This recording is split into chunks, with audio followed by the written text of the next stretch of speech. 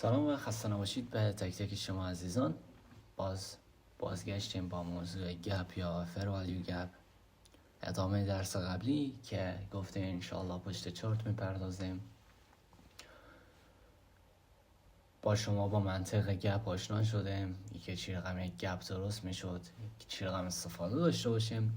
خب در این موضوع و در این درس میپردازیم به پشت چارتی که چی رقم از گپ استفاده کنیم. همون رقم که گفتیم وقتی که ویک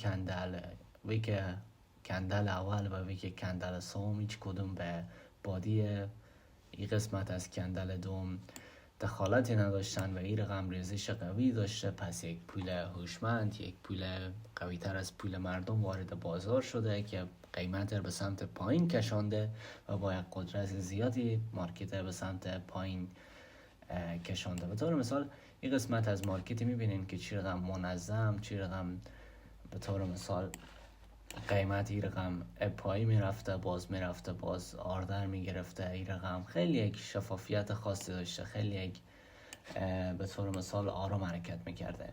و این قسمت از مارکت ببینین که وقتی که این قسمت یک آردر بلاک ساخت و بعد از این رقم یک ناتوازنی و این رقم یک گپ درست کرد که مشخص شده که یک پول قوی تر از پول مردم وارد بازار شده و با وارد شدن این پول بازار وارد یک ناتوازنی شده و یک چیزی که بازار الگوریتم نامنظم ساخته و بازار مجدداً میلیه‌ای داره که بیای آردرهایی که در این قسمت نادیده گرفته شدن، پولایی که در این قسمت نادیده گرفته شدن یا هم سفارشات فروشی که در این قسمت وجود داره و مارکت این قسمت هیچ چی نکرده، احترامی نکرده، نادیده گرفته شدن بگیره و اصلاح کنه، مجددا روند در ادامه بده. خب میبینیم که چیکار میکنه.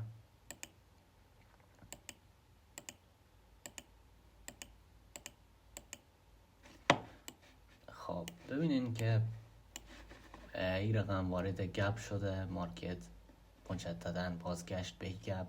با بازگشت به گپ ما مطمئن میشیم که مارکت آمده ناتوازنی که قسمت داشته پر کرده و انتظاری که از مارکت داریم چیه؟ که مجددا روند در ادامه بده و روندی که به سمت سیلر پس بره و کانتینیو کنه. خب حالا دیدگاه ما نظر به تریدینگ یا هم کلن چارت بگم با نزدیکترین لیکویدیتی که در ترید وجود داره. خب فعلا با کندل بعدی تصمیم میگیریم. خب ببینین این رقم وقتی که پر کرده و تماما رفته آردرهای قسمت دیگه ناتوازنی پر کرده و به این آردر بلاک برخورد کرده، ما این قسمت به طور مثال وارد معامله فروش میشدیم که استاپ لاس معمولا به سر آردر بلاکی که ایزونه و تارگت هم به لیکویدیتی بازار که با طور مثال لیکویدیتی میگیرم و دیدگاهی که از مارکت داریم چیه؟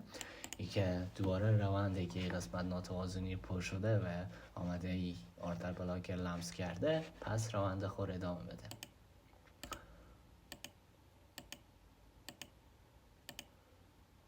خب مجددا ببینین این قسمت باز مارکت یک چی درست کرده بود، یک گپ درست کرده بود، یک ناتوازنی درست کرده بود که توسط کندل باز رفیر پر کرد و ناتوازنی که قسمت درست شده بود در مجددا اصلاح کرد و بازی کندل سرخ که به سمت سل ساید حرکت کرده درست کرد و این رقم چیکار میکنه؟ تیپی میزنه و خلاصه که لیکویدیتی که انشالله در آینده میپردازیم میگیره. این بود از موضوع درس آردر بلاک. تا درس و موضوع بعدی شما به خدا یک تا مهربان میسپارم.